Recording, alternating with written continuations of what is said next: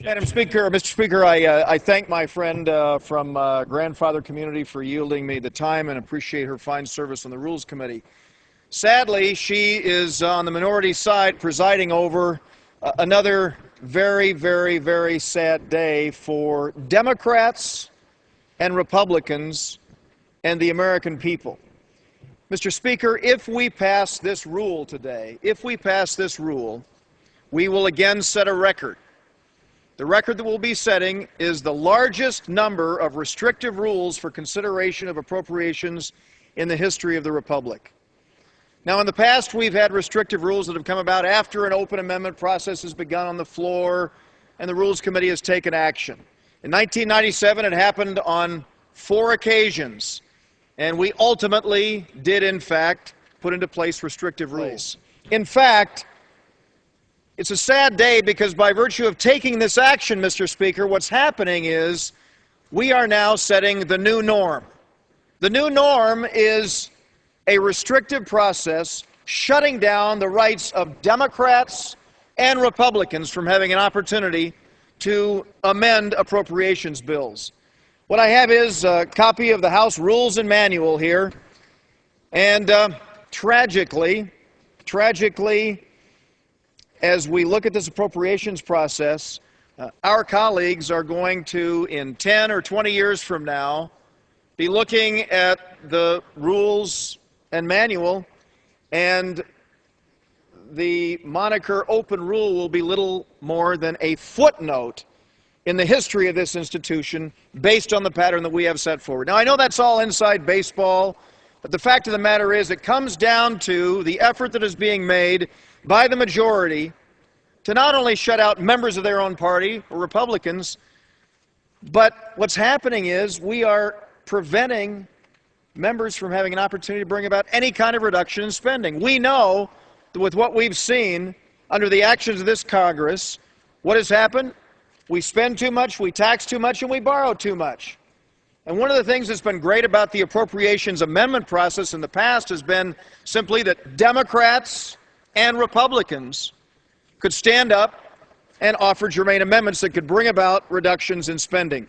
Our colleague from Ohio, Mr. Jordan, has consistently gone up to the House Rules Committee, made an attempt to bring about some kind of opportunity for spending. He's had very few opportunities to do that. And it's denied again in this rule that is before us. And so, Mr. Speaker, again, it is a very unfortunate thing that when you look at the appropriations bills and see that the bill that we're considering up in the Rules Committee right now, the Foreign Operations Bill, has a 33% increase. The Interior Bill, a 17% increase.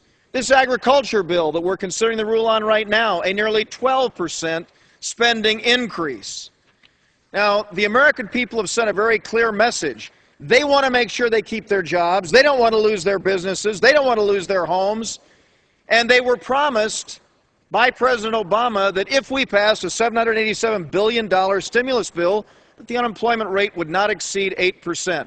Well, it's now 9.5%. And so I think the message may be getting through to some people who heretofore may have been supportive of an increase in spending, that maybe that's not the best way. And so I think Democrats and Republicans alike may want to have an opportunity to bring about some kind of reduction in these 17% increases, the 11 to 12% increases, the 33% increases when they and their family budgets are trying to hold on to their jobs. And obviously, if they've lost their jobs or their homes, they are faced with tremendous reductions in their own personal budgets.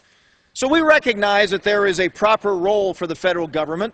Spending needs to take place, but we should not, Mr. Speaker, in any way be continuing down the road that we are, denying Democrats and Republicans an opportunity to bring about even the most modest of spending cuts. I think of our friend Mr. Brown from Georgia, who regularly comes before us to offer a 0.5% cut in appropriation spending. And we deny him through this process, which is now unprecedented, never been done before in the 220-year history of the country, denied an opportunity to do just that.